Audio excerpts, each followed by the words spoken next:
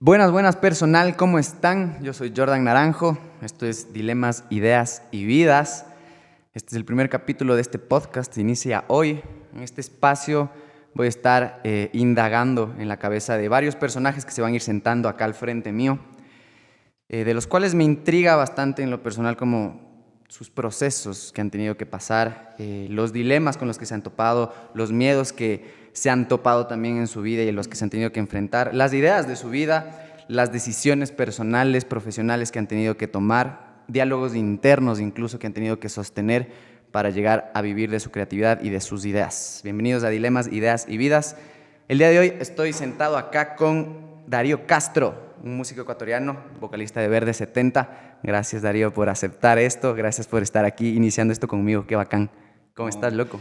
Hermano, el gusto es mío. Créeme que fue una sorpresa, una excelente noticia. Bien. Saber que estabas abriendo un podcast relativo a la música y a las ideas, sobre todo. Así que, y que me tomes en cuenta tú viniendo del mundo del under, Qué bacán. a alguien que está en el mundo del mainstream o del pop etiquetado ahí, me parece respetable. Qué bacán. Gracias, loco. En serio, justamente es eso, ¿no? Como no quiero sentarme a hablar con gente que ya he conversado, básicamente. Quiero ver cosas que están más allá de lo que no he visto, incluso aprender como de orígenes, ¿no? De cosas que a veces nosotros solo vemos ya el cascarón hecho y no sabemos de dónde viene, ¿no?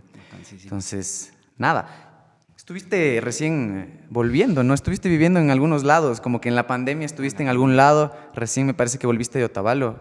Sí. ¿Qué anduviste haciendo por Otavalo, loco?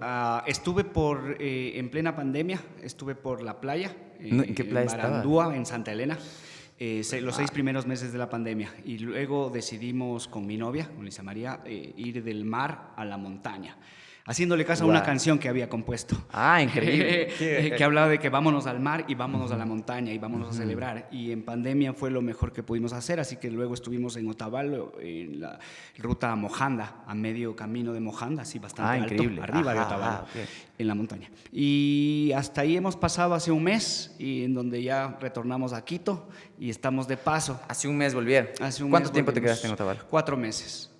Fueron Loco. 6 meses playa, 4 la montaña, y ahora esta es una transición porque nosotros estábamos en México, en Ciudad Claro. de México. Ajá. Entonces es una transición para volver a la ciudad, a retomar el ritmo frenético de la ciudad y volver a México, si Dios quiere. Ok. Sí.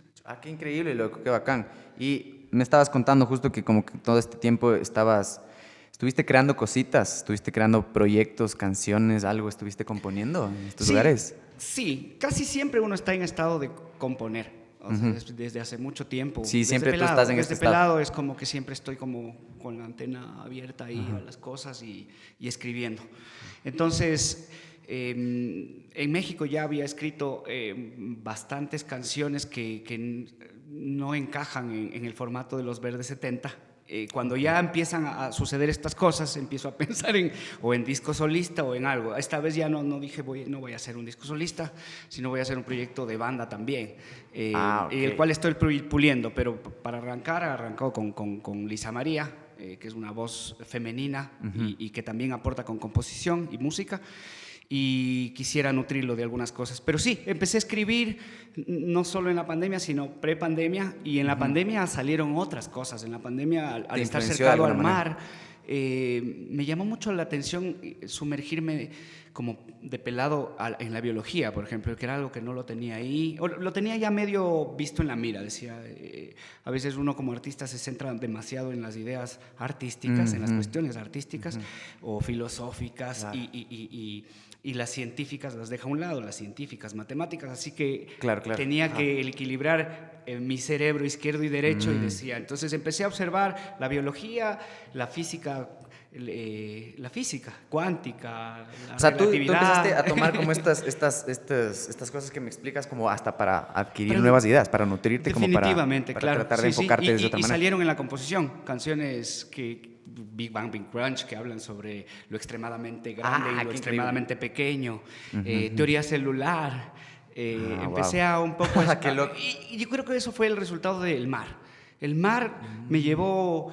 Dylan alguna vez decía que hay una conciencia azul cuando estás en el mar. El man vive, creo que en Malibú, cerca del mar. y que se despierta una conciencia azul y yo en 6 meses, primera vez que vivo 6 meses en la Qué playa, loco, primera claro. vez, y se despertó esta cosa de este sentimiento fuertísimo de saber y conocer de dónde uno viene, más allá de lo que habías estudiado en el Lo que colegio, en la te escuela, mienten. sino ir a buscar, o sea, volver Ajá. a la academia de alguna forma o a la ciencia. Claro. Y fue lindísimo el mar, porque del agua nace la vida. Qué Entonces me bacán, sentía loco. como Justo, entendiendo todo eso de alguna forma, tratando de interpretarlo más que qué entenderlo. increíble, loco. Justo eso es lo que quería como empezar conversando contigo. ¿Tú tienes algún tipo, digámoslo, pongámoslo en palabra densa, fetiche para componer? O sea, tú te creas un espacio, después de tantos años, tú llevas 20 y pico más de años ya componiendo y haciendo y laburando de la música. En todo este tiempo tú ya te has generado un sistema en el cual tú te generas tu propio espacio para crear ideas. O sea, no No, sé, por ejemplo, a mí me pasa un montón que yo no puedo empezar a escribir si no tengo mi taza de café. Ponte. Es ya mi es un conexión. fetiche. Es un fetiche, es una cosa Es- que ya la tengo como muletilla para sí, decir, ahorita empiezo. claro, lo tenía y poco a poco lo fui derribando. Yo de pelado, por ejemplo, tenía que sí o sí escribir de noche y con un tabaco, una taza de Ok. café, apagar las luces, poner velas, así huevas así. Ya, Iba ya. Loco, escribiendo ¿por por ahí qué? que son como el setup de la huevada, ¿no? El setup Hacer tu espacio. de ponerte en la frecuencia, en el mood. No necesariamente hacer eso, pero la noche me llamaba mucho la atención. Salía al balcón de mi casa. Por ejemplo, cuando vivía con mis papás de pelado, 17 años, 16, y ya medio que escribía, salía a la terraza a ver las estrellas y ahí a escribir, porque no podía en mi cuarto. Ok. Pero a lo que voy es que sí tenemos fetiches para escribir. No lo llamaría fetiches, sino Crearte un espacio, estos ¿no? constructos que Ajá. tienes, este setup Ajá. para poder escribir, pero poco a poco lo he ido derribando. Ya con la banda, cuando ya empecé a tocar fuera de Quito y a salir de las ciudades, la furgoneta se convirtió en un espacio, luego los hoteles, luego dejó de ser la noche, porque los viajes no solo eran en la noche, Claro, entonces claro. entendí que Ajá. estas eran solamente barreras que yo me las ponía. Totalmente. Y son cuando mentiras. las derribé, Ajá. ha sido lindísimo porque soy libre en la composición. Puedo estar componiendo ya no dependo del lugar ni de ese setup. Increíble. Ajá, agarro la Ajá. idea y la idea podría ser musical, podría ser lírica, podría ser rítmica o armónica, incluso. Qué Sí, bacán. Entonces tú dirías como que en toda tu carrera has generado sistemas y has roto tus propios sistemas. definitivo, sí. Es Increíble. como que encuentras fórmulas y una vez que ya empiezas a entender la dinámica de la fórmula, la rompes.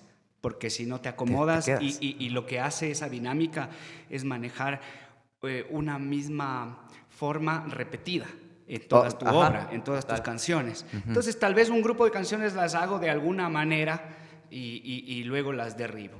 Ajá. Ujú, Por qué ejemplo, bacán. hoy por hoy el grupo de canciones que estoy haciendo están basadas bastante en la lectura científica, por Ajá, ejemplo. ajá, así me cuentas, claro, qué bacán. Entonces, Qué loco. y en la experiencia social también, obviamente. Pero de aquí a 10 años no sé cómo estaré componiendo.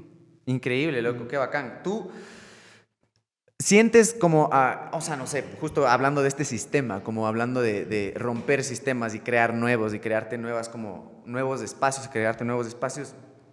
Cuando tú empiezas a componer, justo me estuviste diciendo esto de cosas ya distintas a los verdes o cosas que van para un proyecto solista, cuando empiezan a suceder un tipo como de encuentro tuyo con la composición, algo cambia, ¿no es cierto? ¿Cómo tú decides, cómo tienes esta visión de salirte de tu obra, salirte del artista que está generando y decir, esto pega más para verde o esto no tiene nada que ver con para verde? O tú antes de componer ya dices, a ver, voy a componer para verde. No, ¿Te predispones? No fue una decisión consciente primero.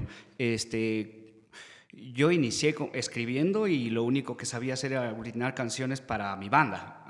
La banda no era Verde 70, en un principio tenía full banda, Claro, ajá. Alegre Depresión, Risa de Conejo, Baigón Verde. Algunas Ajá. bandas pasaron, solo las aglutinaba.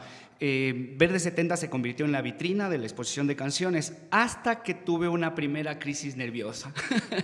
¿Ya? ¿Tuviste una crisis nerviosa? Sí, en el 2003 más o menos, yo creo que fue como muchos la hemos tenido, inducida por demasiados excesos, también perdí a mi pelada. Es y que la fue partieron de huevada una también de locura. ustedes, ¿no? O sea, como que fue así de una a la exposición también, como con su primer disco alcanzaron... Aparentemente fue así, pero sí lo habíamos trabajado unos 3 años en el anonimato.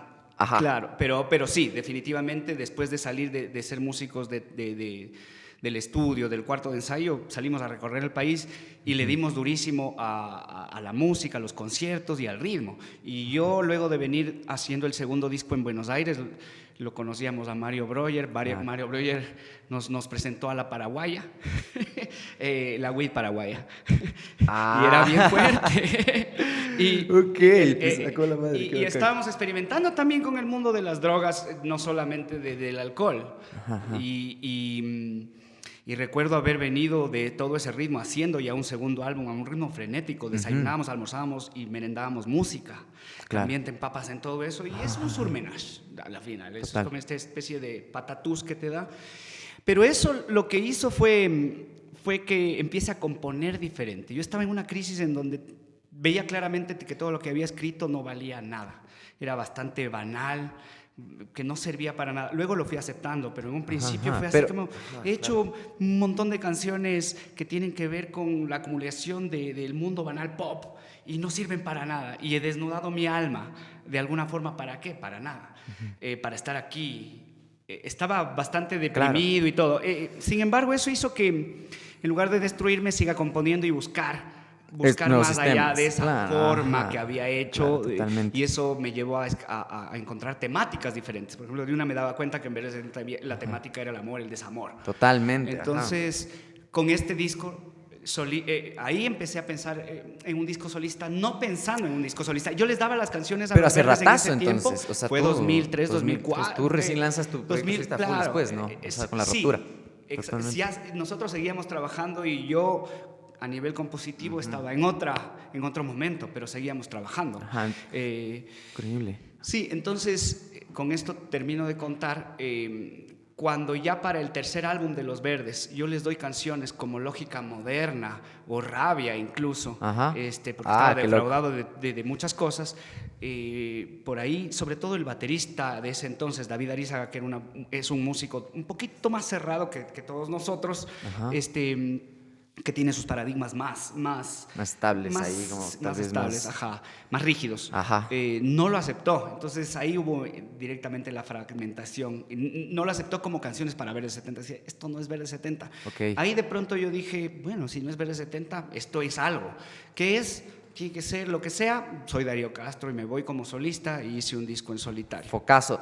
A mí me causa como full, o sea, para ti es un punto de quiebre en realidad de no solo tu carrera, sino de tu vida, cuando acaba la primera etapa de Verde 70 y tú ahí sientes como la necesidad de ocupar ese espacio con tu propia banda, con generar tu propio proyecto solista. ¿Cómo fue generar un nuevo personaje? Tú antes de ya lanzar tu disco, porque obviamente ya lanzado tu disco tú ya la tenías un poco clara de cómo sería tu personaje, siempre vamos evolucionando, ¿no?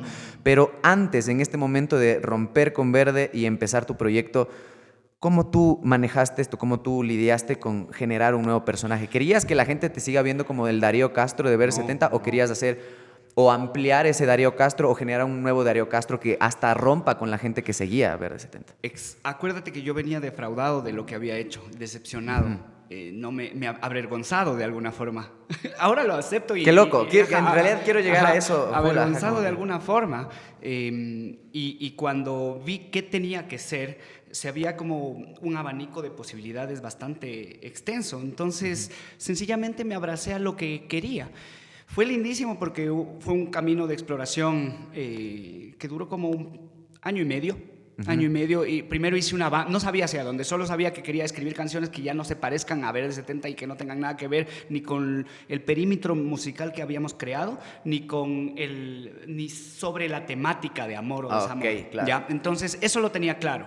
Teniendo claro eso, pues armé un Dream Team primero y armé una primera banda con mi brother, el Ibis Flies en el bajo, el Pichu Pasquel en la guitarra y ese rato el Pichu todavía hacía mucho más el tema de programaciones.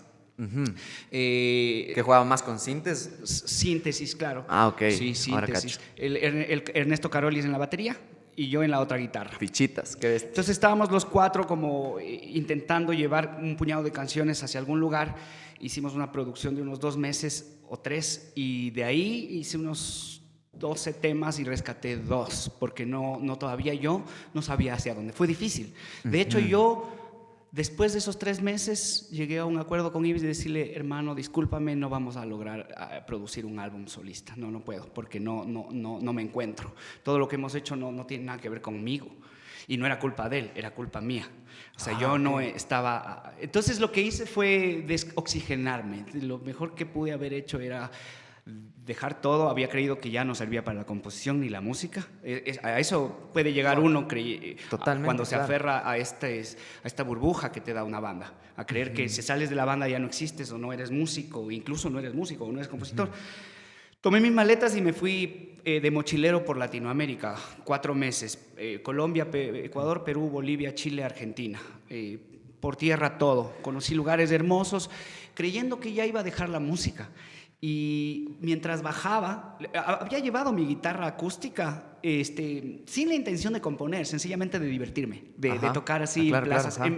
En La Paz empecé a tocar en plazas y como llegaba a hostales conocía a mucha gente del mundo, brasileros, franceses que tocaban el charango, brasileros que tocaban la percusión, chicas que hacían danza y cinta y todo, y salíamos a las plazas a tocar en Bolivia.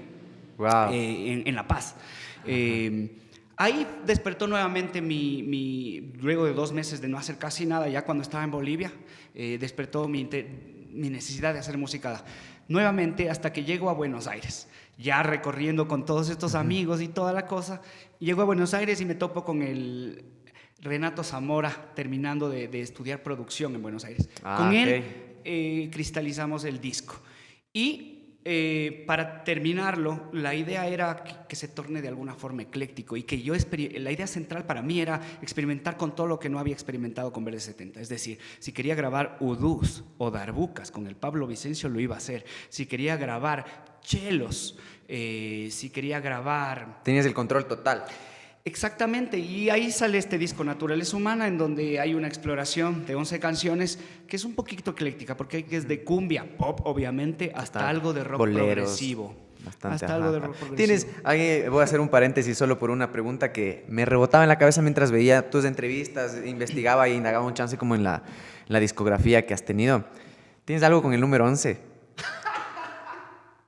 Ese es un fetiche, por ejemplo, que lo tengo que romper. Y ya ¿En serio? No, ya lo han roto, ya lo rompimos. Yo por eso dije, ¿qué será? Pero a ver, los 2 primeros discos, 11. Los 2 primeros discos eran 11. No, sencillamente fue que partimos del primer álbum que casualmente tuvo 11 y dijimos, bueno, está bien, es un buen número 11. Es un Pero gran luego número. hicimos al tercer álbum un disco en vivo en donde había 15 temas y varios videos. Y finalmente, hace 2 años sacamos un EP con 3 canciones. Claro, entonces sí, ya lo rompimos. Pero lo tenían en la cabeza, ¿no? O sea, se nota como incluso tú cuando lanzas tu proyecto solista lo seguías teniendo en la cabeza. Qué buena observación. Sí, definitivo. Es como estas cábalas, ¿no? Claro. Aparte, yo sí soy... El calzoncillo de la suerte. No soy tan como... sí, claro. Tan... adepto, supersticioso, sí, tan supersticioso, pero esto de la numerología sí me llama la atención bastante, cuando hay una sincronía, ahí el 11 es un número muy bonito. ¿Algo representa en tu vida el 11? Así como que has hecho, yo creo un montón en la numerología, no me he metido a investigar tanto. Me gusta muchísimo la numerología, pero no, sencillamente la simetría del 1 y el 1 es lo que me llama la atención, no me he puesto a indagar, me llama más la atención el 7, por ejemplo, o el 12, pero el 11 estéticamente esa simetría me gusta. Qué loco. A mí también me llamó la atención porque yo soy del 11 justo, yo nací 11 de agosto, entonces veo el 11 y digo como que algo pasa acá también, y vi como que se repetía bastante. Bueno, ese fue un paréntesis bastante personal. Ok, entonces tú creas un solista y... Justo esto a mí me parece como la parte como que dices, voy a hacer lo que yo quiera, lo que me da la gana. Si es que quiero que toquen darbuscas, si es que quiero que toquen cuerdas, si es que quiero que haya algo, va a haber. Porque ¿crees que tú con Verde 70 me lo estás diciendo justo, que en un punto sentiste una incongruencia emocional con las cosas que estabas haciendo con Verde? Definitivo, claro. Y me tomó varios años aceptarla. los 4 años de solista, en donde poco a poco fue una especie de terapia. Totalmente. Y luego retornar a la aceptación de lo que eres, de lo que habías hecho o de lo que fuiste. Ajá. ¿Y tú cuáles son las cosas específicas? Yo algunas cosas como que yo medio fui notando en tu trabajo solista, que empiezas justo, rompes todo este esquema de hablar del amor. De varias maneras, porque con Ver 70 no es que hablas de un solo tipo de amor incluso, sino como de varios puntos de vista, que eso también me llama mucho la atención. Pero con tu proyecto solista te abres a hablar de existencialismo, te metes para adentro, o sea, te vas totalmente a Darío Castro adentro, quién soy yo, no quién me hizo Ver 70, ¿no? Vas a hablar justo de cosas existenciales, incluso más contestatario, ¿no? Sí. Ajá. Sí, ¿Tú, sí. tú estás de acuerdo que como que el discurso de un artista tiene que justo tener una congruencia con tu emoción del momento? Definitivamente, si no, no eres un artista, eres un farsante. Pero Si no es que tiene hay una productos, congruencia claro, con, ajá. con la emoción. Yo pensé que lo que ibas a decir es validar el arte solo por el tema político. Eso no lo creo tampoco. Claro, Porque si ajá. no, Borges no existiera o Salvador Dalí no existiera. El tema Claro. del arte también tiene que ver con lo lúdico del lenguaje, ¿no? Totalmente, Con el ajá. juego del lenguaje plástico, el juego del lenguaje lírico. Ajá. Entonces, si bien sí creo que el artista, a medida que crece o que entiende el tema político, tiene que involucrarse, no creo que sea solo la única manera de hacerlo válido al arte, claro. Totalmente, qué bacán. Tú escribes full al amor, loco. O sea, ya hablamos de esto de que en Ver 70 son 2 discos que dedica Sí, claro. a hablarle al amor. Eso es como un punto contrario a mí. Claro.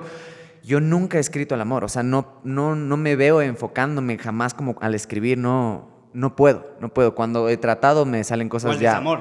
O al desamor, exacto. Como cualquier cosa que englobe el amor, como desilusión, la melancolía, que lo nombran bastante Lo con Ver romántico, 70. Lo claro, romántico, claro, full lo romántico. romántico. Tú lo escribes bastante.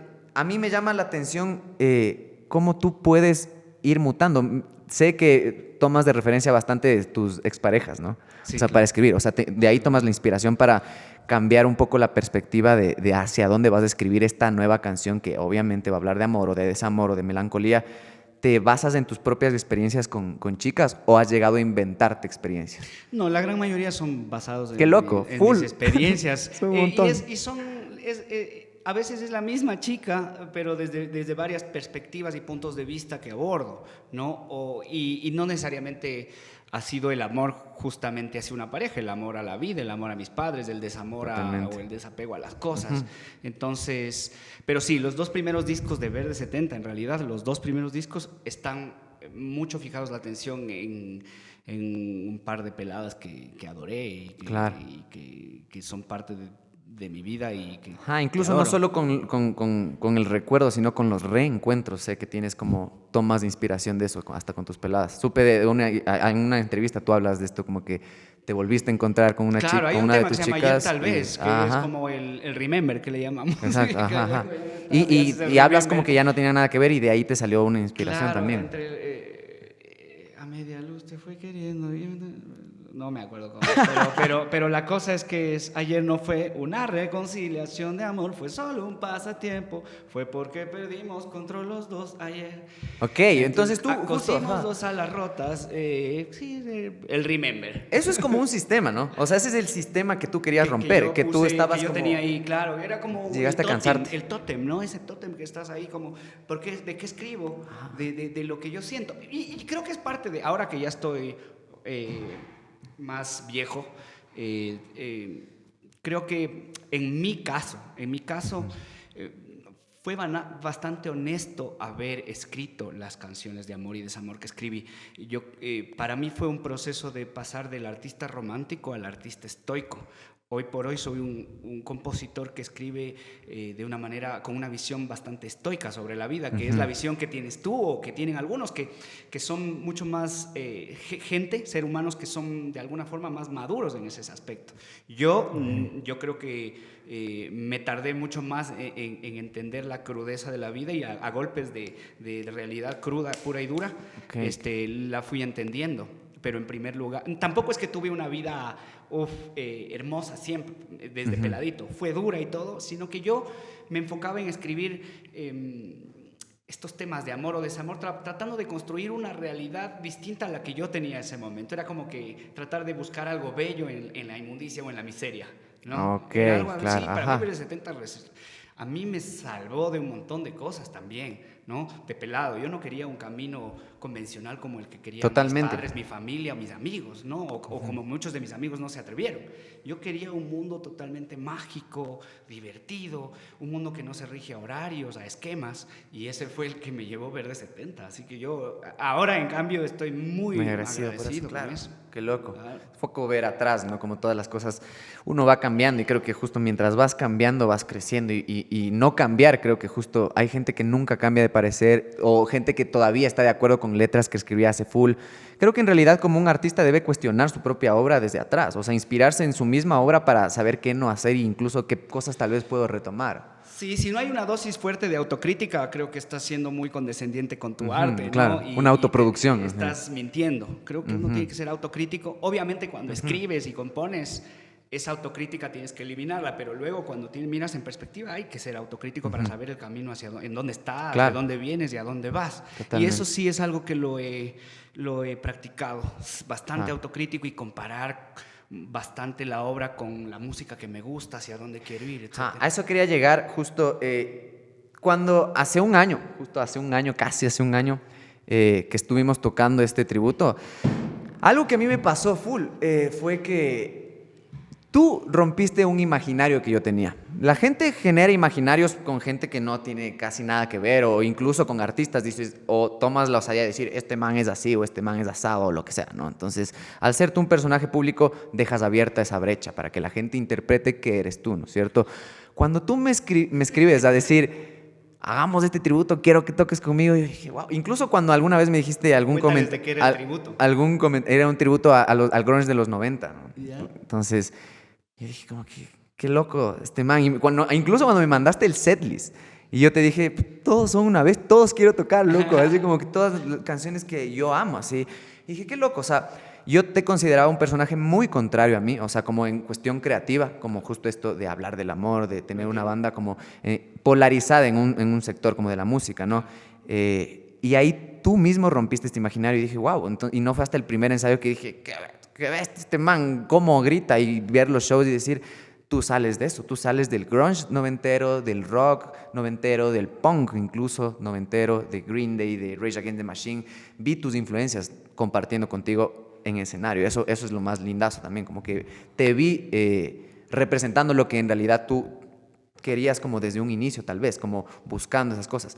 ¿Tú sentiste en algún punto que con BR70 te desviaste de lo que tú querías, justo como me dices, comparando con las cosas que te gustan? ¿Sentiste que te fuiste desviando no por tu creatividad, sino por a la gente que estabas llegando? Definitivo. Ahora viéndolo en retrospectiva, yo creo que yo con la banda fuimos extraviando el camino, porque de hecho antes del primer álbum que sale en el 2000, nosotros somos una banda que se formó en el 97, pero antes del 97 también ya cada uno tenía bandas. A lo que voy es que antes de ese álbum, Alegre Depresión, en el 2000, yo tenía un puñado de canciones que no entraron a ningún álbum y que tenían que ver más con el punk y el grunge. Yo tenía canciones como Sin Trabajo, Ay, qué dura es esta vida, sin ¿En serio? trabajo no hay salida. Eres ska punk. Ok. No, ya no quiero oírlos más, estoy cansado de seguir enamorado. Qué loco, esa era tu canción. Claro, era. Sin Trabajo, Música Basura, había Llueve Vergüenza, Necromanía, Perica. Tenías un Necromanía. Perica. Con Terror tenemos un Necromanía. Pues, Necromanía, sí. Ajá. ¿Ves? Entonces, yo así a los 16, 17 años, buscar historias que me llamen la atención y el camino era otro.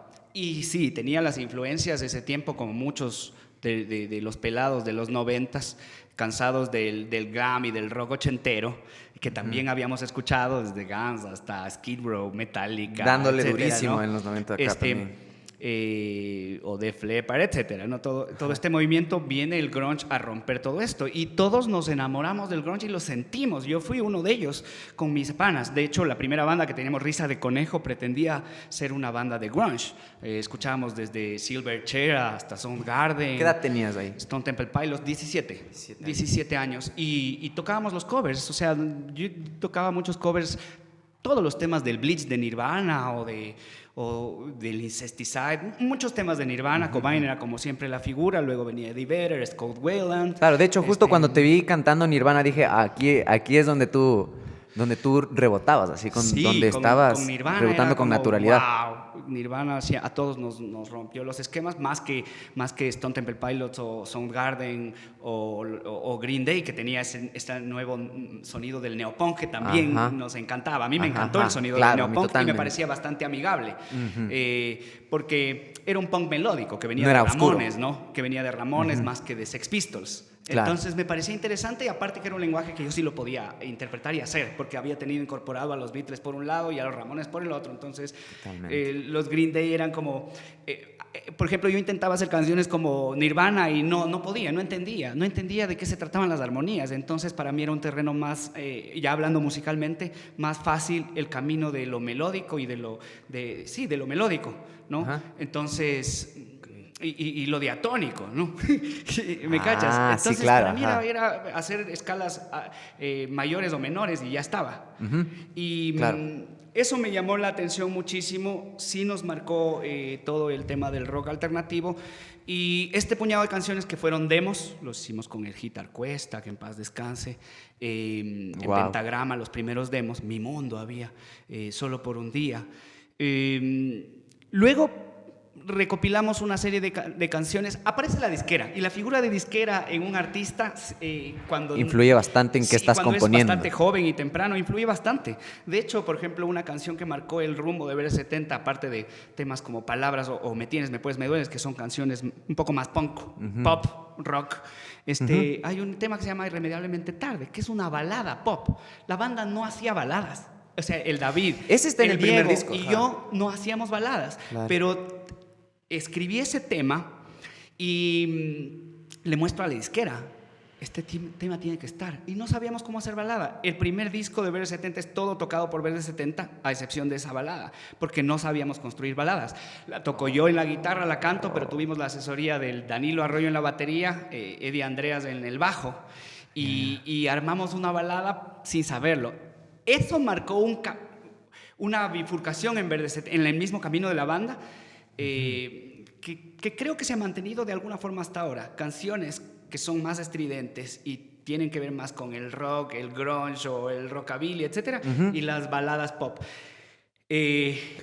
Llegan a converger las dos cosas, pero ustedes llegan a hacer que esas dos cosas se junten también, como tienen canciones bastante rockeras con distorsiones bastante pesadas. Hoy por hoy ya definitivamente descarté el tema de la balada como tal.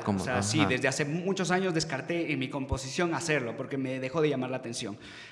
Pero fue una buena parte de los Verdes. Y justo hablando de esto de que a mí me da una intriga de cómo te dabas cuenta a quién estabas llegando, porque uno cuando yo he oído de músicos decir esto de yo estoy tocando en una banda, pero yo no me llevaría con la gente que está escuchando esta banda. O sea, yo no tengo cosas muy en común con la gente que está escuchando esta banda. Hablando del nicho al que ustedes llegaron a pegar, que obviamente no era por las baladas, no era un nicho de rockeros, no era un nicho como de gente, tal vez sí, pero su mayoría no era gente que escuchaba lo que tú escuchabas.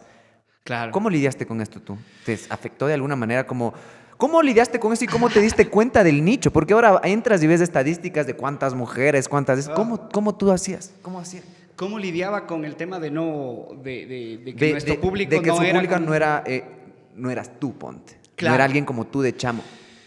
Yo creo que haciéndole frente con la irreverencia de chamo mismo, ¿no? de pelado. De hecho, yo tenía estos dos mundos, ¿no? La banda siempre se ha sentido en algún punto, y ahí me refiero al Diego Sá, al César Galarza, son muy parecidos a mí igual, en sus amistades, en sus gustos.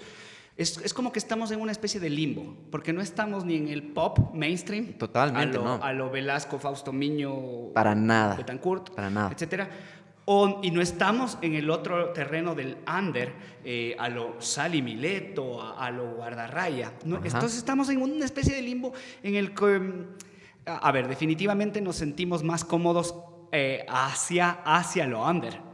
Venimos de una especie de construcción under, pero es que como que rescatamos todo eso y lo llevamos al mainstream. Para nosotros siempre fue ser música y llevarla, sí tenía una importancia y tiene una importancia hasta ahora el tema de llevarla a públicos grandes. Se dice en el concepto del artista pop que artista pop es el que no conoce a su público. ¿Ya? Cualquier artista que no conoce a su público ya es un artista pop. Ese es uno de los conceptos. Qué loco. ¿De dónde sacaste ese concepto? Qué bacán. De un libro lindísimo de musicología, de la historia de la música. Pero la cosa es que, entonces, si eres un músico que conoce a tu público porque tocas para los de tu barrio o tu ciudad, Ya bueno, no eres un artista pop, ya sabes. Claro, si no lo conoces al público, no eres un artista pop. Entonces, enfrentar a nuestro público no fue mayor dilema, porque sencillamente todos venían y te daban la palmadita en la espalda, te felicitaban.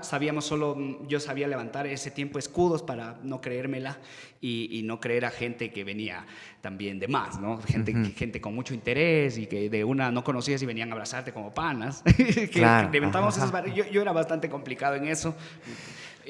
Pero el otro tema, en cambio, ese es el público. Con el público no teníamos demasiado drama. ¿Nunca tuviste un drama como decir, chuta, este público no era el que yo quería llegar? No, ¿Nunca para nada. Porque, solo la gozaste, porque a la final el público es un resultado de lo que haces. Lo que más nos encanta es tocar y divertirnos en esto, y luego llegará a quien tenga que llegar, sean quinceañeras o metaleros. Totalmente. O amas de casa, no sé. El dilema más fuerte fue con nuestros panas o gente que nos tildaba de poperos. Pero yo creo que lo aceptábamos con la irreverencia. De hecho, por ejemplo, yo tenía que ir, porque me encantaba o me gustaba mucho ir a conciertos al recinto de Miami a ver a los 2 Minutos, por ejemplo, a la banda 2 Minutos, o buscar ahí, o estar de alguna forma en la movida. Siempre me ha gustado estar aprendiendo, ¿no? Y lo enfrentábamos con la seguridad. Yo tenía una certeza desde pelado, que es... yo soy más punk que muchos de los punk que creen que ser punks. Y que con el tiempo los he visto. Por ejemplo, he visto gente que de pelado, a nuestros 17, 20 años, eran pseudo punks y ahora están trabajando en la empresa del papá y tienen gente que tiene pensamiento de ultraderecha, totalmente pro sistema. Y eso yo nunca fui, ¿ya? Y nunca crecí abrazando la empresa que no tiene, por suerte, dicho sea de paso, ninguna empresa de mi padre, porque no tenía.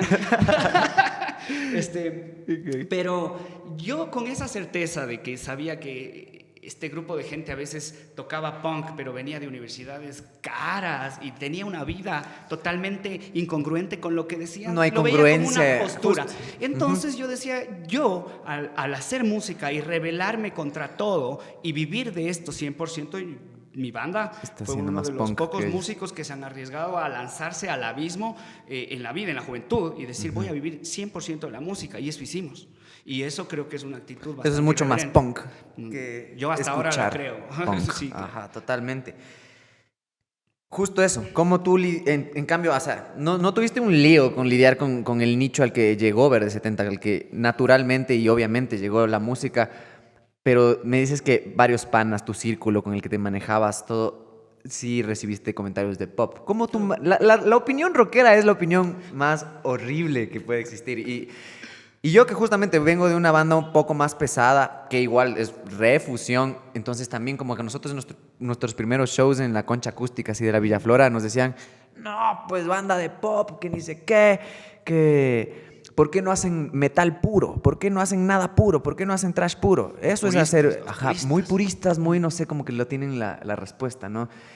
Siempre va a haber la opinión rockera. ¿Cómo tú manejaste la opinión rockera? ¿Cómo te llegaba? Como te digo, ahora estamos en un mundo en el que entras y en tu foto de perfil puedes tener la opinión de un rockero mandándote mierda, claro, o puedes tener en tu YouTube, en una canción tuya, un comentario mandándote mierda. ¿Cómo recibían ustedes los comentarios? ¿De a frente? Los de al frente. A veces teníamos hasta encuentros con otras bandas que nos enfrentaban y casi que de a puñetes, o encuentros así en entrevistas con una banda punk versus Verde 70 y con la intención de que peleemos. ¡Wow! Yo lo enfrenté desde pelado, me gustó leer. Te dije que había pasado por la Universidad Central en la Facultad de Arquitectura. Después decidí hacerme músico. Pasé 2 años leyendo y estudiando arquitectura. Y lo enfrenté cuando agarrando confianza en las lecturas de las biografías de Dalí. Salvador Dalí, entre otros artistas plásticos, veía que tenía una reverencia que era admirable y te atraía demasiado. Por ejemplo, él decía, todo el arte va a estar sujeto a la crítica, pero Dalí decía, ¿no? La diferencia entre los surrealistas y yo es que yo soy surrealista, era una de las premisas que decía, ¿no? La diferencia entre los surrealistas y yo es que yo sí soy surrealista. La otra era, el mejor termómetro de mi éxito es la envidia de mis colegas. Entonces yo decía, bueno, todos vamos a estar sujetos a la crítica, y yo cuando leía agarraba fuerzas de decir, bueno, yo estoy consciente y sé lo que quiero hacer.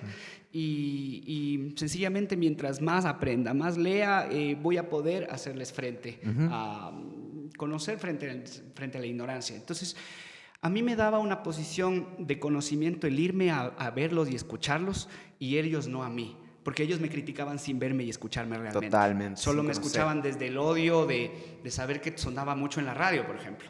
Porque un tiempo en el 2002, 2003, BR70 sonaba muchísimo en la radio, que llegaba a cansar. Entonces algunos punks me lo decían, ¿no? Pero yo sabía que nunca habían ido a mis conciertos cuando yo sí había ido a los conciertos de ellos. ¡Qué loco! Entonces yo un poco tenía eso a favor, saber cuál era su talón de Aquiles, y saber que ellos no entienden de mi mundo, de nuestro mundo como banda. ¡Qué loco! Focazo. ¿Tú cómo manejas los comentarios? ¿Cómo manejas los malos comentarios ahora, en esta época? ¿Tú ves comentarios como...? Es foco porque nosotros en realidad ahora en este mundo de redes sacamos este comportamiento humano de ver comentario bueno, comentario malo, y te quedas viendo el comentario malo. Y coges y a veces hasta ves quién es y te metes al perfil y La crítica dices... es parte del arte, sino que estar consciente que el crítico no es una persona que crea, que construye, sino muchas veces o destruye o sencillamente teoriza, pero no es un creador. Mucha gente piensa que la gente que critica está hasta en la misma posición que tú como creador. Entonces eso como que llega a mucha gente a afectarle viendo un mal comentario y dice como no, entonces su diálogo interno se ve afectado. Creo que es válida la crítica. La crítica de hecho Total. es válida, te hace reflexionar, no te resbala definitivamente, pero creértela es totalmente contraproducente. La crítica, creértela. Y vivir a expensas del crítico es como vivir a expensas del público, porque el público también es crítico. Ajá. Entonces yo creo que el artista como profesional y experto en el tema es el que tiene que aprender y hacer su objeto artístico. El objeto artístico es hermoso porque como este cuadro está sujeto a la interpretación subjetiva, ¿no? Claro. Entonces, tú creas una narrativa y el objeto alrededor. artístico es mirado desde muchos frentes y muchas perspectivas y aristas. Entonces, creo que entender eso te hace cachar que los críticos están en la capacidad de decir lo que sea, pero no en la capacidad de crear. Y sí, yo por ahí tengo una frase reciente de una canción que se llama, que dice críticos azules con colas de pavo real. Es una canción surrealista, justamente. Increíble. Y sí, eso de críticos azules con colas de pavo real, de alguna forma, y eso salió del subconsciente y de alguna forma es lo que pienso de los críticos. Claro, yo creo que no hay que creerse ni la mala crítica, ni tomarse tan en serio también la buena crítica. Porque claro, porque eso te lleva a la vanidad. te endiosifica también, ¿no? Te lleva a la vanidad. Sí, Llegaste sí. a creértela demasiado el otro lado. Creo que la autocrítica a ver, la crítica viniendo de mis colegas la respeto mucho más que viniendo de un melómano, por ejemplo, ¿no? Obvio. Porque un melómano yo lo respeto y lo admiro y digo, qué capacidad de aprender tanto y de saber tanto sobre la música que yo no la tengo. ¿Sí? Pero no estás en la capacidad de tomar y hacer un acorde, una melodía, Ponerte a crear, poner claro. letra y ponerte a crear. No estás en la capacidad, entonces no vas a juzgar mi creación desde ese punto de vista. Claro. O sea, la vas a juzgar desde el punto de vista de un melómano, lo cual está bien. Claro, Pero a veces es difícil como llegar a tener esta postura de no creerte el un lado ni el otro lado, sino mantener que como tu diálogo a ti, o sea, como lo que tú estás haciendo, ¿no? Sí. Claro. Bacán. Entonces, tú justo me dices que medio la idea de BR70 se fue como un poco hasta moldeando por la disquera. O sea, la disquera como que influyó. influyó. El concepto, pero influyó en que, por ejemplo, entren temas como Irremediablemente Tarde al disco y marquen una carrera. Marca una carrera, definitivamente. Ahora, nosotros no es el caso de una disquera en México, Argentina o Estados Unidos. Es una disquera en Ecuador en donde nosotros hicimos alianzas con unos panas que invirtieron en nosotros y al ser panas podía yo tener libertad creativa de decir, no, pues el sonido de BR70 es así. Ellos no eran músicos, así que no influían en el sonido de BR70 Sí, había flexibilidad. Igual. Definitivamente. De hecho, nosotros creamos el sonido y lo llevamos así. Sino que influían por ahí en una que otra de las canciones, por ahí qué sé yo, un tema que yo no hice con coro. No, debe tener coro. Yo no me lo tomaba tan duro y decía, bueno, a ver, un coro. Hagamos un coro, a ver, porque no tiene coro. Y bueno, después empiezas a ponerte más firme y decir, no, va sin coro. Qué loco, qué bacán. Sí, creo que eso justo es diálogos, ¿no? Como internos que tienes que tener como para decir, no, está bien lo que yo estoy pensando. O sea, lo que yo estoy diciendo tiene que ser así. Tú me hablaste un poco del rechazo a los temas, ¿no? Como que hubo un punto de BR70 que decían, no, bro, esto no entra acá, esto está fuera de las salas. Y entonces, sí. ¿Eso cómo te afectó a ti? ¿Tú viste como... igual justo la postura y como la panorámica de decir, a ver, no es que el tema está malo, solo no está entrando acá. Claro. O si tuviste puntos en los que dijiste, chuta, como me dijiste, en un punto creíste que no servirías para la composición. Se debe un poco a es una cosa que te rechace un fan, una cosa que te rechace la radio y una cosa que te rechace tu propia banda. Tu colega. ¿Cómo haces eso? ¿Cómo lidiaste con esa nota? Cerrando el kiosco y cogiendo la mochila y la guitarra y largándome de todo, mandando todo al carajo. Eso fue la única manera de lidiar, oxigenarme. Eso fue tu manera de sí, porque esas voces y esos fantasmas sonaban acá, retumbaban hasta el punto de hacerme creer que sí, que de alguna forma perdí la capacidad de hacer buenas canciones. Porque después de todo, a pesar de que hablen de amor o desamor, yo siempre sabía que eran buenas canciones. Claro. Bien, buenas canciones, estudiadas, analizadas. Hay mucho estudio detrás, así sea de una canción punk o rock o rock progresivo o una samba o una cumbia, una salsa. Hay preparación. Claro, no es el qué, es el cómo, ¿no? Hay sabiduría, hay entendimiento. Total. Exacto. Entonces, sabía que eran buenas canciones, pero al retumbar estas voces de alguna gente que yo apreciaba mucho y admiraba y respetaba, decía, creo que perdí la capacidad de componer buenos temas y creo que no sirvo para nada. Pero ese es oxigenarme, llegar ahí y mostrarle también las canciones al Renato de alguna forma y saber que había llegado ya a Buenos Aires con otro puñado de canciones, las mismas que también no tomaron vida con el proyecto con Ibis, de pronto empezaron a cobrar vida con Renato, y no fue por Renato o Ibis, fue porque yo ya había sanado y ya sabía a dónde quería ir.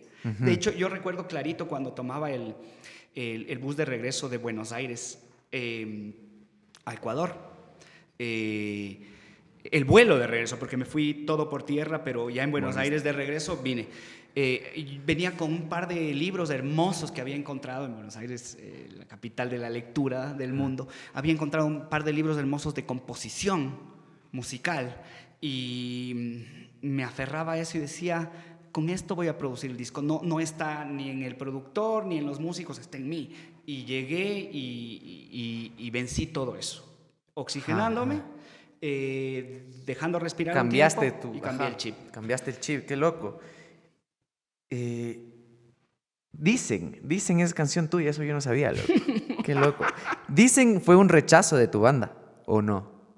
¿Lo rechazaron ellos? No, lo rechacé yo. ¿Tú lo rechazaste? Yo lo rechacé, porque no encajaba en el concepto del primer disco Alegre Depresión de BR70. Que es más rockerín, un poco más... Claro, ¿qué era lo que no te ya encajaba? Teníamos una balada, ya teníamos Irremediablemente Tarde. Sí. ¿Para qué dicen... ¿Para qué dos baladas? Si ya hay una balada. Y por otro lado es como que yo todavía... dicen para mí es un primer acercamiento con la música latinoamericana, de hecho. para mí, ¿no? Era como que un primer acercamiento a música latinoamericana y a olvidarme de los esquemas de punk rock. Pero en ese tiempo yo no lo sabía, entonces decía, no, esto, ¿qué hice con esta canción? Es un Frankenstein mal armado. Y entonces... No le tenías fe para... A esa entre algunas, o sea, que quedaron fuera. Entonces yo cuando lo conozco a la figura en el 2002 de Juan Fernando Velasco, le enseño como 4 o 5 canciones. Luego de un concierto en el que él estuvo presente como público, en Esmeraldas, en el hotel le digo, brother, yo tengo, si te gustó la banda, él demostró la admiración por la banda y me llamaba la atención que una figura ya famosa y posicionada como Velasco nos pare bola. Y diga, ¿en serio piensas que estamos haciendo bien las cosas? Estábamos recién haciendo el primer disco. Entonces nosotros tener la confirmación de alguien que ya estaba ahí en la escena era buenísimo. Claro. Entonces le digo, tengo 4 o 5 canciones. Le toqué ese rato en guitarra y me dijo, me gusta esta, mándame los demos y voy a ver cuál. Y escogió entre esas 4, Dicen. Qué loco. ¿Fue fresco para ti desapegarte del tema? No. Al único que le confié fue a Juan Fernando, porque sabía que estaba en la mira pública. Ok, claro. Entonces, te iba a poner a ti también en un sitio. Sí, exactamente. Mover fichas, ¿no? Sí, qué loco. Sí. Qué loco, yo no sabía eso. Yo no sabía, y viendo justo entrevistas y todo así, ahí dije, wow, es tuyo, qué loco. Sí. ¿No sentiste en un punto como me hubiera quedado con esa canción? Porque hicieron versiones de todo lado. No, para nada, yo no la habría con la banda llevado a ningún lugar más. ¿No habrías llevado a donde lo llevó justo la plataforma? Fernando la llevó a Colombia, luego de Colombia se fue con Johnny Rivera, hizo salsa. Flamenco incluso Johnny Rivera también. Es como un sobrino de los personajes de La Fana, él hizo salsa en España, en Nueva York. La llevó al ranking del Billboard, estuvo como 20 semanas en el top 10 del Billboard latino, y luego una bolerista la hizo bolero en España. Entonces la llevó y eso me abrió a mí el mundo del derecho de las canciones, del derecho de propiedad intelectual, de los derechos de autor. Claro. Al saber que ya no solo se pueden mostrar las canciones en Ecuador, sino hay una entidad que se llama Saico en Colombia, hay ASCAP en Estados Unidos. Habilidad desbloqueada, claro, así ya empezar supiste a como por dónde más. Mira, hay un mundo más para un que songwriter eso. También, ¿no? Para Qué un loco. compositor, sí. Qué foco. Ajá, tu carrera en general es como de irte reinventando y ir soltando cosas también, ¿no? Como vas soltando y vas renovando tu proceso. Se nota tanto en tu proyecto solista como cuando tú lanzas el primer disco como solista, Naturaleza Humana. Desde el primer tema se nota una desacreditación personal tuya hacia lo que venías haciendo. Lo expones, lo pones sobre la mesa, dices, todo lo que hice antes, no, escuchen esto. Este es mi nuevo camino, esto es lo que voy a hacer. Incluso hay una parte de la letra que quiero como que me quites la duda. Igual justamente en mi cabeza me retumbaba esto que dices algo como referente a voy a dejar la melancolía, voy a olvidarme de la melancolía. Esa palabra melancolía es algo como una palabra que se repite bastante en las letras de BR70, es como incluso el disco, ¿no? Entonces, esa frase en específico tú la decías como encarándote a ti mismo como de BR70, como un poco desacreditando lo que estabas haciendo. Sí. Ahora que cambié nuevas canciones por viejos lamentos, por ejemplo, ¿no? Ahí también hay en Ahora. Claro, porque es justo... Ahora que cambié nuevas canciones por viejos lamentos, significa que todo eso era sencillamente lamentarse. Ahora lo nuevo es no lamentarse o buscar otras maneras de expresarlo. Claro, el disco en general, Naturaleza Humana, me encanta porque es un autoputeo. O sea, ¿quién te dijo que mi vida era fácil? O sea, tú mismo te dices, es como que tú mismo te escribes a ti mismo en muchas cosas. Es la introspección, claro, ¿no? Como tu existencialismo, es lo caso. Incluso como llega de ley, o sea, si te digo cuál crees que fue mi tema favorito del disco, de ley me vas a decir Rabia, de ley, que es un tema... Me parece que está en 5, ¿no? Ustedes experimentaron bastante con métricas raras también, como que en el primer disco tienen un par de cosas 6. Como en 5, 7, tienen un 6, en el segundo disco ya no tanto, tienen un 5 por ahí. Sí, claro, de hecho eso era lo que de alguna forma también formaba parte del sonido de Verde 70. De lo que ustedes eran, porque eran esas cosas progresivas también. Nos encantaba ¿Qué nos encantaba? Con el Diego vos lo conoces, es el Diego Sá, bajista. Ajá, es un personaje que ya en su madurez... te demuestra que está medio loco y es un tipo que yo admiro muchísimo. Su padre es físico, matemático, él le encantan las matemáticas, es un geek, es programador de sistemas. Entonces con él nos encantaba jugar, salir de los marcajes simples a los marcajes compuestos. Por un lado. David, en cambio, es un tipo que era totalmente cuadrado y le encantaba su batería en 4/4. aparte que era gordo, Claro, pesado, y el sonido de David era una aplanadora, realmente. Realmente cuando oías a Verde 70, del 2000 al 2003, este pana, si bien no era un capo para los feels, era un reloj y era pesado en su sonido. Claro. Entonces los Verdes sonábamos, y las canciones sencillamente trataban en la batería de hacer marcajes simples, casi como la fórmula de los AC/DC. Pum, pararam, pararam, tarararararatum. Mira la batería. Ajá. Claro, todo seco, todo sólido y ustedes básicamente componían encima lo Entonces, que... al David no le hacíamos jugar matemáticamente, porque Pero aparte no ustedes lo lograba jugaban, y no le gustaba. Entonces, quédate así y nosotros nos movíamos a 7, a 5 y eso era lindísimo para nosotros porque Claro, se va se a iba dar la vuelta a la moviendo. batería. Claro, y es un juego musical, ¿no? Claro. Casi nadie ha de entender también. Entonces, canciones hasta como Me Tienes, Me Puedes, Me Dueles están Sí. con las intros Cuando en 7. a mí un alumno mío que me dijo, a mí no me... Eso fue chistoso porque un alumno me dijo, a mí no me dejan escuchar rock, a mí...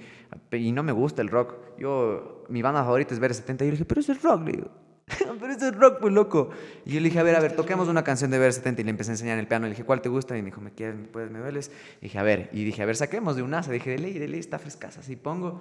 Y de una paz, un 7. Y yo dije, ¿ves, hijo? Y otra vez, rompiendo mis imaginarios con la banda, ¿cachas? Claro. Como ustedes mismos diciéndome, brother, escucha bien. Como a veces no escuchamos bien las cosas. No escuchamos con detenimiento. Solo oímos, no escuchamos. Solo oímos, no Ajá, escuchamos. solo nos pasa desapercibido. Hay un primer tema en el primer disco, La Lluvia también. La Lluvia tiene un coro que está en 5. Sí, en 5 o en 7. La verdad, hay como varios temas que directamente van al coro y cambia el marcaje. Eso lo hacíamos intencionalmente. En el segundo disco no rescatamos tanto de eso porque entra la figura de César Galarza, que César es un poco más del jazz y más pop. Entonces, más bluesy, pero yo en la naturaleza humana volví, por ejemplo, Rabia y Vida juegan con el 5 y con el 6 en la misma canción, lo cual me parece... El 5 a mí, por ejemplo, me mata el 5. El 5 porque me parece que es como hipnótico. Ajá. Por eso lo retomas en tu Es como llamar, disco como solista, lo retomas con Rabia. Cierras el disco con un 5. Eso significa bastante. Lo pensaste y dijiste, claro. Los últimos temas de los discos, por lo general, el primero y el último son los que los más se los piense. Como, a ver, ¿qué pongo al principio, qué pongo al final? Y en tu disco me parece que lo pensaste o si no lo pensaste, fue súper atinado. Por el primer tema que desacredita textualmente las cosas que hiciste y este último que acaba con cosas que ya utilizaste con Ver 70 y como que también rompe un poco la sonoridad. Sí, claro. Ahora, yéndome un poquito más como a esta parte de tu relación en banda, tú te consideras un man nervioso, ¿no? Vos repites en casi todas tus entrevistas, tal vez no te has dado cuenta, pero lo dices, yo soy nervioso, o a mí me da nervios, ya estoy con los nervios. Claro. Antes de tocar, incluso en este show, en Copacabana, tú dices ahí, ya estoy nervioso porque ya me toca subir una entrevista. Y lo loco es que a ti te entrevistan antes de subirte y es como tú siempre dices que ya me toca subir, ya estoy nervioso. Y tú has mantenido ese nerviosismo. Me parece que eres una persona... ¿Te consideras una persona nerviosa? A mis ojos eres una persona nerviosa. Sí, bastante. Mis nervios están a flor de piel y eso significa que los sentidos están como que bastante atentos también. Ajá. Y claro, no siempre es bueno. Imagínate con nervios luego pegarte un porro e intentar hacer algo pero así. Pero esos nervios te han hecho... O con algo más fuerte. ¿Hasta limitarte o qué? Sí, no son buenos. O sea, los nervios creo que son buenísimos antes, pero bueno.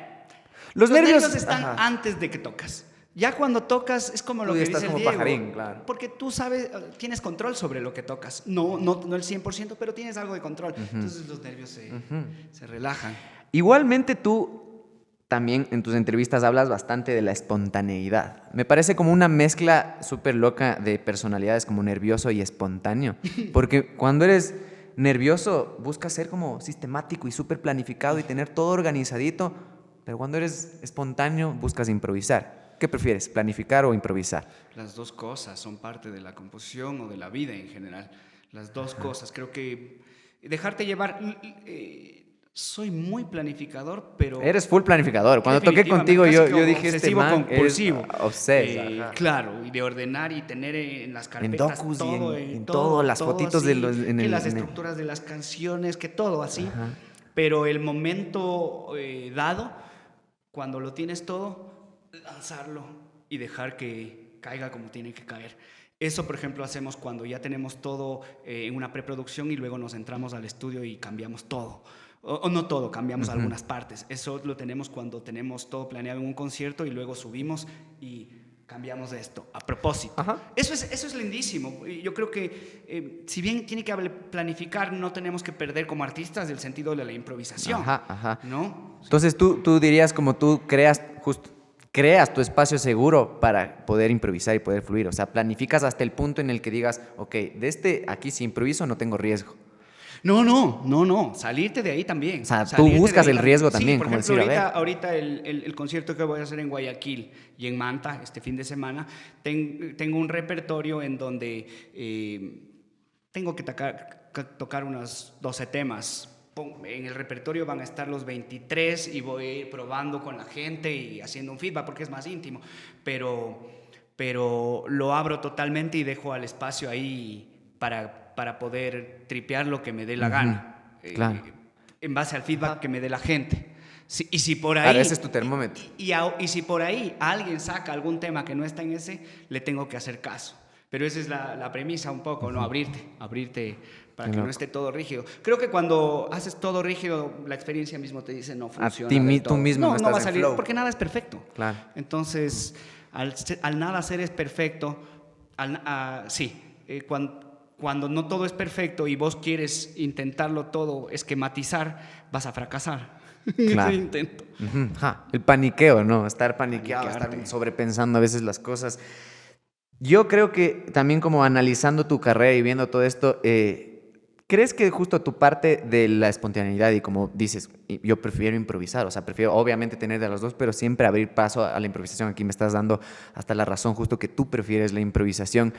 ¿Crees que disciplinas que hacías en tu juventud medio te moldearon hasta en tu manera de laburar con la música? Como por ejemplo, tú eras muy fan de la pintura, del dibujo. Tú estudiaste varias cosas. Vi por ahí que estudiaste un poco de técnica de carboncillo y algo de acuarela. Creo que te gusta bastante la acuarela a ti. Y en un video tú hablas y me llamó full la atención porque yo nunca había percibido así la acuarela, que la acuarela es bacán porque no existe el modelo del borrador. Y no puedes borrar, sino que tú empiezas no puedes ni repasar tanto por el mismo lugar, sino que empiezas a dejar que tu mano fluya y eso da chance a que vayas formando nuevas cosas en el momento, ¿no? Sí. Entonces, ¿crees que estas conductas aproximadas a este otro tipo de arte medio te moldeó para también laburar con tu música? ¿Te dejó comportamientos? Desde un inicio. Primero, decirte que no pinto en años, solo soy un fan de la pintura. Pero cuando entré a la universidad, 17 años de arquitectura, y luego a los 19 entro a estudiar musicología. Me cambio a la Católica, no era universidad, no era carrera, pero era un programa de estudios de etnomusicología dirigidos por Juanito Mullo, Mauricio Novoa, Pérez Puente, etc. Y yo descubro la música. Yo tenía en mi mente el mundo del arte, no solo de la arquitectura, del arte plástico, de la volumetría, de la plástica. Y yo recuerdo que fue hermoso cuando descubrí, de hecho, Verde 70 es el primer experimento que yo hago de mezclar la plástica con la música. Eso no mucha gente lo sabe, tal vez está en un libro de Los Verdes que capta la biografía, pero lo sabe el círculo más cercano. Yo a las canciones no únicamente hacía cifrados o pentagramas y notación musical, yo las dibujaba. Y a mi banda les dibujaba y les decía como en el pizarrón o en las hojas, les decía, esta es la canción y quiero que sea asimétrica, porque yo lo que hice fue cambiar las leyes de la composición de la plástica y observarlas y llevarlas a la música. Que es bellísimo porque en la ley de la composición, cuando tú de plástica, cuando tú analizas un cuadro, ves el equilibrio de ese cuadro, el balance, la estructura, la cercanía, las leyes de llenos y vacíos. Llenos y vacíos era el bombo y la caja para mí, ¿no? El lleno y el vacío, o la negra y el silencio. Eso era el lleno y el vacío, lo que implica en un edificio la columna versus el espacio entre la otra columna. Para mí era el bombo y el siguiente bombo y el espacio. ¡Qué loco! Entonces, eso era bellísimo. ¡Wow! O sea, tú materializaste en realidad de la música en tu cabeza. Hasta ahora. Y es foco porque eso es la creatividad, encontrar relación con cosas que tal vez para ti no tengan relación alguna. Tal vez las pongas y digas como, no sé, como el arte plástica y la música, o sea, una cosa es tangible, otra cosa es audible. Entonces, encontrar esa relación, creo que eso es lo que hace que tú seas quien eres también, Carlas. Y empieza a salir desde que eres chamo, desde que tienes tus experiencias dibujando, justo porque te empiezan a dar estos, no sé, como la imagen, la postal. De hecho, cuando compongo pienso también. Por ejemplo, ¿Ves la postal? Cuando la visión que tiene un escultor, un man que pinta en óleo y otro man que pinta en acuarela. Ya hablando de la acuarela, ¿no es cierto? Entonces, las tres visiones de cómo crear una obra se visualizan y se gestan en el tiempo de manera diferente. El escultor se va a tomar tal vez días o meses, el del óleo tal vez semanas, y el de la acuarela tiene que tomarse 20 minutos, porque si no la acuarela se le seca, el agua se le seca y no puede borrar. Entonces, yo cuando compongo también pienso en eso. Digo, a ver, quiero una canción que sea el proceso de esto, que sea largo, el arreglo, quiero mantenerla intacta, fresca. Ok, eso es algo que sí planeas. Rabia, por ejemplo, Rabia, esta canción, fue una canción que la rescatamos pensando en el acuarelista. Esta canción no podemos preproducirla ni pensarla. Tiene que ser cruda. Captemos el en vivo de ese momento y chao, y sea lo que salga. En cambio, un tema como cualquiera de otros BR70, pues se va a demorar y va a tener otro proceso. Qué loco. Qué loco. Ayuda mucho. Tú justo, incluso la arquitectura a ti de ley te dio como recursos. Todo lo que aprendemos y todas las cosas como que vamos estudiándolas nos dan recursos de hasta cómo enfrentar nuevas disciplinas, ¿no? Como que te dejan, incluso como tu carrera de arquitectura de ley, como tú me dijiste, leías bastante, entonces te dio algo para enfrentarte a ciertas adversidades de después, como que la mala crítica incluso, todo este tipo de cosas, ¿no? ¿Cómo fue dar el salto? Tú hablas bastante como de saltar al abismo. Yo digo un montón como que saltar a la piscina que no sabes qué fondo tiene, ¿no? Entonces, cuando tú te embotas a una carrera artística, yo sé que a tus papás te dieron un año de plazo. O sea, como que dijeron, a ver, tienes este año de plazo, si no lo logras, te regresas. O sea, como que vuelves. Brother. ¿Tú sentiste, ahí sí es sentir el miedo de la incertidumbre de me va a ir bien, me va a ir mal? Porque cuando estás renunciando a una carrera, digamos, tradicional, una carrera que no te va a dar vergüenza decirle al papá de tu novia, decirle como, soy arquitecto, soy músico, ya te dices, hijo de madre, así como medio raro, ¿no? Pero justo, ¿cómo tú, igual, tú no estabas saltando solo a esa piscina? También el baterista de BR70 se estaba saliendo en su carrera. Sí, ¿crees que eso fue un apoyo para que tú tomes la decisión? ¿O si él no se hubiera salido, tú igualmente lo hubieras hecho? Si él no se salía, yo lo hubiera hecho con otro. Pero sientes que fue un apoyo. Pero fue mi brother, pues, fue mi Pero ñaño, fue tu apoyo fue mi apoyo. Aparte, ese man daba todo por la música y yo creo que sí, definitivamente... Él fue un gran apoyo. Realmente ahorita que me vamos a pensar, no sé si habría tomado esa decisión sin él. Es que saltar con alguien es más fácil, ¿no? Pero yo venía o sea, tienes que saber también que yo venía de otra banda antes de tomar esa decisión, y era la banda de mis panas con la que había estado 3 años formando Baigón Verde, Risa de Conejo, etcétera. Y de pronto los manes, estábamos en el colegio, a los 17 que salimos a la universidad, cada uno se fue a la universidad y me dejaron solo. Y ya no podíamos ensayar como ensayábamos antes. Entonces el David, que venía de otras bandas, fue el único que tomó la decisión de apoyarme. Entonces, si no habría asistido David, de pronto cualquier otro músico lo habría hecho. Gracias a Dios, agradezco que haya sido Estabas David. predispuesto a sentir ese... Sí, no, yo ya sabía que tenía que saltar. Estabas a la espera de un apoyo también, como decir, encontrar a la gente, ¿no? me ha gustado saltar al abismo. Y por eso también de alguna forma fue lindísimo abrirme de BR70, fue duro, es como lanzarse al precipicio, el salto con de fe, paracaídas o con parapente o saltar. Es un salto hermoso, de fe. Es una adrenalina y todo, es un salto de fe. Y te puede provocar pesadillas antes, pero ya cuando lo saltas lo tripeas. Y después volverlo a saltar ya no tienes el salto de fe porque ya sabes cómo es la experiencia, ya sabes, ya tienes. Pero tienes que saltar también a otras cosas. Exacto. Hoy por hoy estoy saltando a otro proyecto donde también siento esa incertidumbre, pero la felicidad de que estoy explorando otras cosas. Ya saltaste hace rato haciendo este tributo a los grandes. Betín, Yo ahí dije, este man está tocando con gente que de ley el man ni se imaginaba que iba a tocar. Y seguro estabas así con los huevos aquí diciendo, chuta, me saldrán las de Héctor.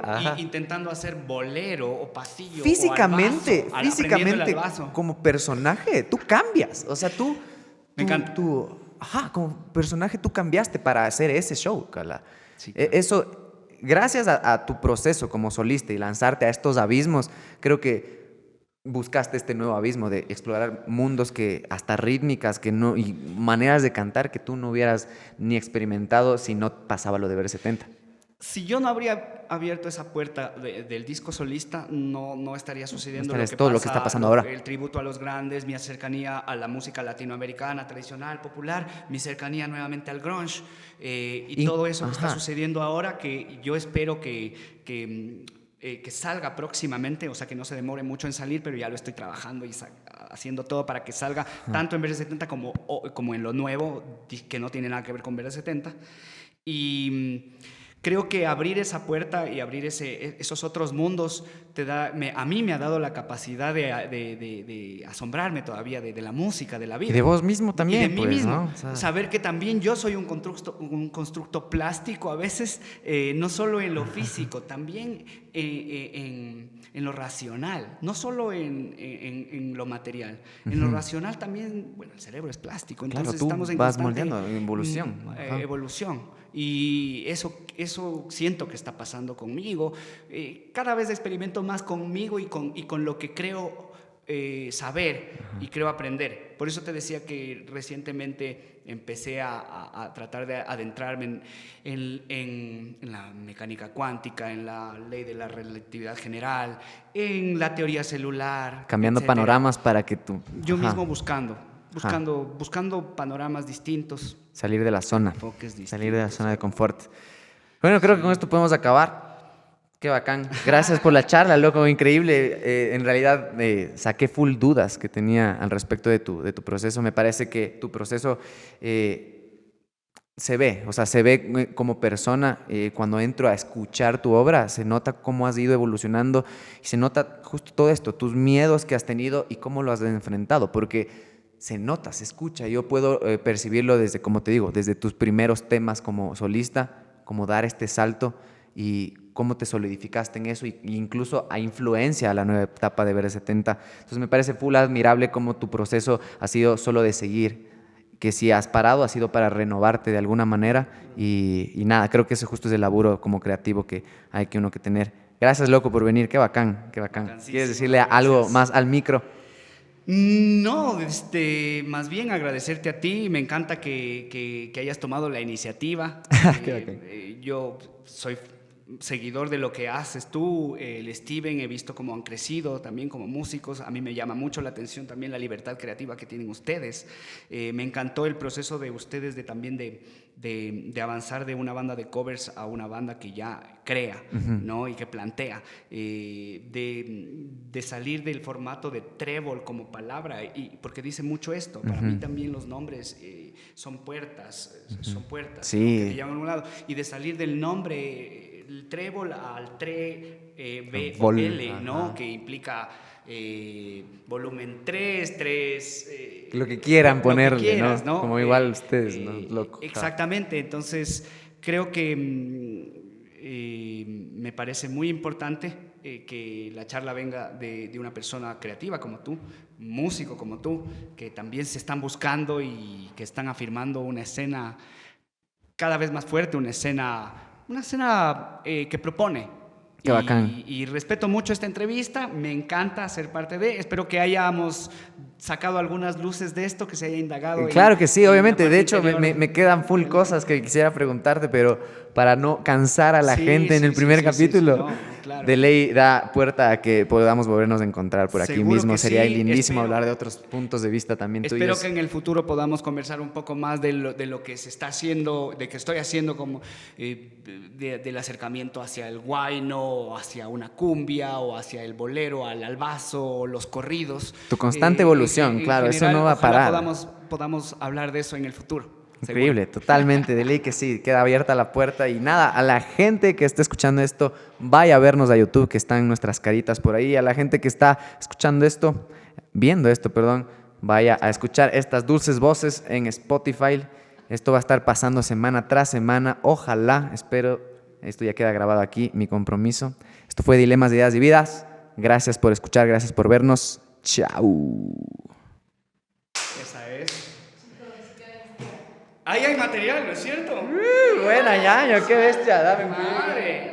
qué bestia, loco. Bacanísimo, muchas gracias. Hablamos de Oye, casi bien, todo lo que bien quería hablar contigo. investigado, loco. bien investigado.